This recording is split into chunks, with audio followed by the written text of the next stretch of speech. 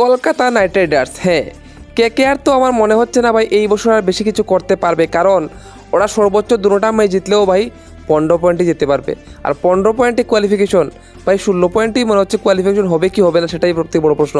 আর 15 পয়েন্টে কোথা থেকে কোয়ালিফিকেশন হবে, ঠিক আছে? তো সেই জায়গায় দাঁড়িয়ে কেকেআরকে কী করতে হবে, অর্থাৎ কী পরিবর্তন আনতে হবে কেকেআরকে নেক্সট টাইম আবারও স্ট্রংলি আসার জন্য। কারণ আমরা দেখেছি প্রায় সিএসকে থেকে ধরে প্রত্যেকটা টিম কিন্তু তাদের আগামী বছরের জন্য ভাই টিম সাজাচ্ছে। তো সেই জায়গায় দাঁড়িয়ে আমার মনে হচ্ছে ভাই কেকেআরকে একটা ভালো উইকেট কিপার আনতে হবে। হ্যাঁ, না কুইন্টেন ডিকককে দিয়ে হবে, না গুরবাজকে দিয়ে হবে, ওদের একটা ওভারসিজ ভালো উইকেট কিপার চাই যে ওপেনিং করতে পারে।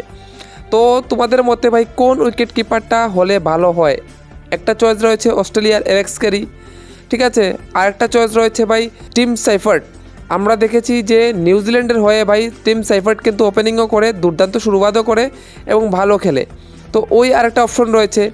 তো এই হচ্ছে 4টা অপশন, দুটো অপশন তো ওদের কাছে রয়েছে, আর আরও দুটো অপশন আমি তোমাদের দিয়ে দিলাম। তো তোমাদের মতে এই 4টা অপশন থেকে তুমি কাদের চয়েস করবে তোমরা কমেন্টে বলে দিও যে এই অপশনটা হলে ভাই ভালো হবে কেকেআরের জন্য, কারণ শুরুটা ভালো হওয়াটা খুবই ইম্পর্টেন্ট, প্রথম কথা। দ্বিতীয়ত ভেঙ্কটেশ আয়ারকে যে এত টাকা দিয়ে কিনেছে, আমার মনে হয় নেক্সট ইয়ার ওরা ওকে ছেড়ে দেবে, কারণ ওর পিছিয়ে নেক্সট ইয়ার কেউ এত টাকা দেবে না। তো এত টাকা তো ভাই ভেঙ্কটেশ আয়ারের পিছিয়ে খরচ করে কোনো লাভ নেই। তো নেক্সট ইয়ার মিনি অকশন থেকে হয়তো আরও কম রেটে ওকেই নিয়ে আসতে পারে, অসুবিধা নেই, ঠিক আছে। এবং মিডিল অর্ডারে আমার মনে হচ্ছে রিঙ্কুকে একটা পার্মানেন্ট জায়গা, অর্থাৎ নাম্বার 4 অথবা নাম্বার 5 দিয়ে দেওয়া, যে এটা হচ্ছে তোমার পার্মানেন্ট জায়গা। তাহলে ও একটা সাহস পাবে, ও একটা ভাই ফ্রিলি খেলতে পারবে, ঠিক আছে। এবং রমনদীপের যে সালটা গেছে এবার বড় বাজে সাল গেছে, ঠিক আছে। তো সেই জায়গায় দাঁড়িয়ে আমি বলবো রমনদীপকে, ঠিক আছে, দেখা যাক কী করা যায়, কারণ ওর আমার মনে হয় ও আবার কামব্যাক করতে পারবে। এবং রাসেল, এটা হচ্ছে সবথেকে বড় প্রশ্ন, রাসেল কি আগামী বছরও সেইভাবে খেলতে পারবে, এটা হচ্ছে কোয়েকশন। তো আমার মনে হচ্ছে রাসেল এবং সুনীল নারায়ণকে অত সরে ছাড়ছে না, আর সুনীল নারায়ণকে খেলছে ভাই ও তো ভালো করছে, ঠিক আছে, নো ডাউট এবার ভালো করেছে। তো সেটা হচ্ছে গিয়ে আরেকটা প্রশ্ন। এবং তারপর আমার হচ্ছে রাসেল যদি থাকুক অসুবিধা নেই, কিন্তু আরেকটা পরিবর্তন যেটা আমার মনে হচ্ছে সেটা হচ্ছে গিয়ে একটা ফাস্ট বোলার। হ্যাঁ, ওদের ফাস্ট বোলারের সমস্যা রয়েছে, এক ফাস্ট বোলার রয়েছে ভাই শুধুমাত্র, সেটা হচ্ছে কে হার্ষিত রানা। এছাড়া বৈভবরা তো ভাই কি বলবো, 1 ওভারে 30 রান একদম কেলিয়ে ভাই ম্যাচ শেষ করে দিল সিএসকের বিরুদ্ধে, ঠিক আছে।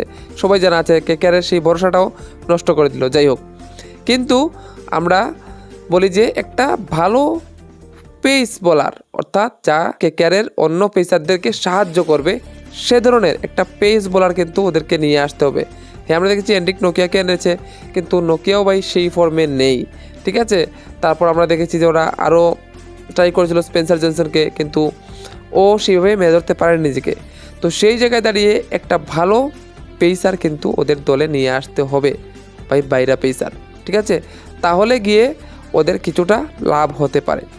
এছাড়া আর কি পরিবর্তন করতে পারে? এছাড়া ইন্ডিয়ান প্লেয়ার যদি বলি, মনীষ পান্ডেকে ছেড়ে দিতে পারে, অথবা ক্যাপ্টেন্সি মেটেরিয়াল যদি কোনো প্লেয়ার পায় ওরা মিনি অকশনে, তো ওকেও আনতে পারে, কারণ এজিঙ্কে রাহানে কি নেক্সট ইয়ার ওইভাবে খেলতে পারবে, এটা একটা বড় ডাউট। তো সেটাই হচ্ছে প্রশ্ন যে ক্যাপ্টেন কাকে বানাবে, ঠিক আছে, যদি ছেড়ে দেয় রিঙ্কু সিংকে কি ওরা কাপ্তান বানাতে পারবে, এটা একটা প্রশ্ন। কারণ এইবার যেহেতু বানায়নি, তাহলে মনে হচ্ছে না নেক্সট টাইমও বানাবে। তো সেই জায়গায় দাঁড়িয়ে অনেকগুলো প্রশ্ন কেকেআরের সামনে ঘুরপাক কাটছে। এখন দেখার বিষয় কেকেআর কোন প্লেয়ারকে নিয়ে আসে নেক্সট ইয়ার, এবং তোমাদের কি মতামত, কোন কোন প্লেয়ারকে ভাই ছাঁটাই করতে হবে এবং কোন কোন প্লেয়ারকে নিয়ে আসতে হবে, তোমরা কমেন্টে বলে দিও।